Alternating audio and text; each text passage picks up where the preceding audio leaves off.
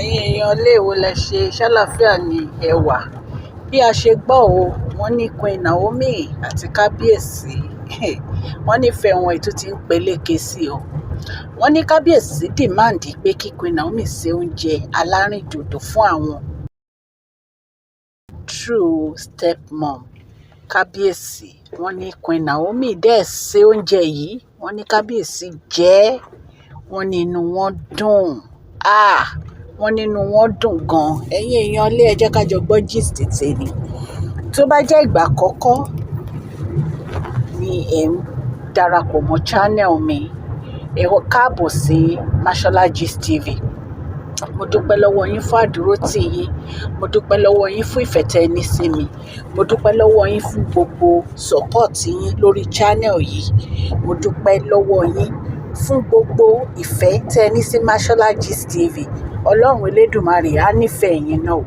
Orúkọ mi ni Mashola, mo máa ń sọ Yorùbá lórí channel mi, ẹ̀kọ̀ọ̀kan mo máa ń sọ òyìnbó o. Mo dẹ̀ máa ń sọ̀rọ̀ lórí celebrity gist, royal gist, politics and so on.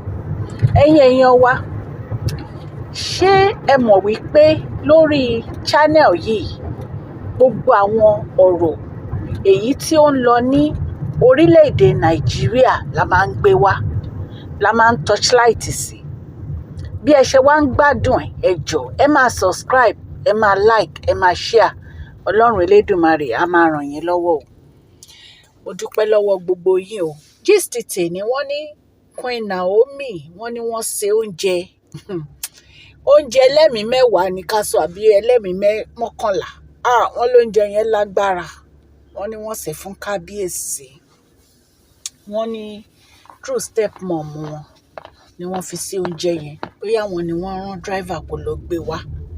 Ẹ̀yin èèyàn lé wọ́n nínú Kábíyèsí dùn wípé táwọn ò bá tiẹ̀ receive any. Bí Kábíyèsí ṣe wà ní palace yẹn, kò séèyàn kankan tó ń so oúnjẹ fún wọn ju àwọn kúùkù wọn lọ. Wọ́n dẹ̀ ní bó ṣe máa ń ṣe. So Queen Naomi nìkan náà máa ń dáná fún Kábíyèsí. Kò síyàwó kankan tí Kábíyèsí ń jẹ oúnjẹ. Àwọn nìkan ni wọ́n ń so oúnjẹ fún Kábíyèsí. Kò sí anybody tó tún ń dáná fún Kábíyèsí. Jẹ́ mọ̀, Kábíyèsí ní láti wà very careful. Ọ̀rọ̀ Queen Naomi ṣeré. Ìfẹ́ tí Kábíyèsí ní sí Queen Naomi kì í ṣe kékeré. Ẹ dẹ̀ mọ̀ wípé látìgbà tí Kábíyèsí àti Queen Naomi ti wà, ire, ìdùnnú ni relationship yìí ń bí. Nítorí pé Queen Naomi ò fún Kábíyèsí ní wàhálà. Wọn ò fún wọn ní ìdààmú kankan rárá bó ti wù ó mọ.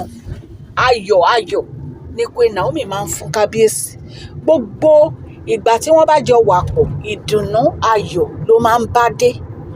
Ẹ dẹ̀ mọ̀ pé lẹ́yìn birthday yìí gan, Queen Naomi ọ̀pọ̀lọpọ̀ nǹkan ni Kábíyèsí tó ń gbé yẹ̀wò, tí wọ́n gbé ṣe lórí ọ̀rọ̀ àwọn olórí. Wọ́n ní ìgbà tí àwọn olórí tó ń rí oúnjẹ yìí, wọ́n lọ bẹ̀rẹ̀ sí jealous. Wọ́n ní jealousy yìí pọ̀. Ẹ̀yin náà wò, Kábíyèsí ò ever jẹ oúnjẹ ní palace táwọn olórí ń sè. Wọ́n ní àwọn domestic staff tó máa ń so oúnjẹ fún wọn. Tí wọ́n bá dẹ̀ ti rí pé àwọn domestic staff yìí wọ́n ń gbọ́wọ́kọ́wọ́ wípé wọ́n yapa lọ sọ́dọ̀ àwọn olórí yìí, àbí wọ́n rí closeness kan pẹ̀lú wọn, wọ́n máa fáyà wọn ni. Ẹ rántí ìgbà tí Mariam tó lọ pàdé cook Kábíyèsí kan ní Àkúrẹ́ tí àṣírí fi tú, tí wọ́n láwọn èèyàn kan rí wọn tó ń sọ fún Kábíyèsí, ẹ mọ̀ pé immediately náà fáyà cook yẹn. So wọn ever tolerate gbogbo pé kí àwọn olórí kan máa dáná fún wọn, nítorí pé ẹ ti mọ̀ pé kọ́kọ́rọ́ Queen Naomi òun ló wà lọ́kàn Kábíyèsí, òun ló ń ṣílẹ̀kùn ọkàn wọn. Ẹ̀yin náà mọ̀ pé kọ́kọ́rọ́ ìfẹ́ Queen Naomi òun ló ń ṣílẹ̀kùn yàrá wọn.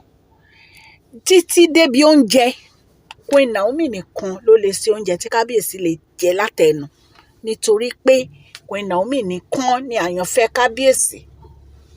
Mi ò ní àwọn yòókù ń ṣèyàwó Kábíyèsí o, ṣùgbọ́n ó ní ibi tí ọ̀rọ̀ wọn, ó níbi tó mọ.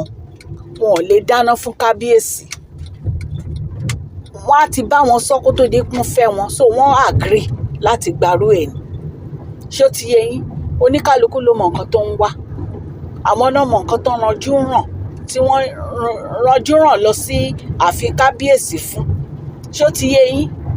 tó bá ṣobìnrin mi wọ́n á ní ọlọ́run má jẹ́ ń gbarú ẹ̀. báwo ni mi ṣe nílé dáná fọ́kọ mi? nǹkan tán fẹ́ ni wọ́n gbà. so ẹ̀yin èèyàn lé kìí ṣe nǹkan kékeré o.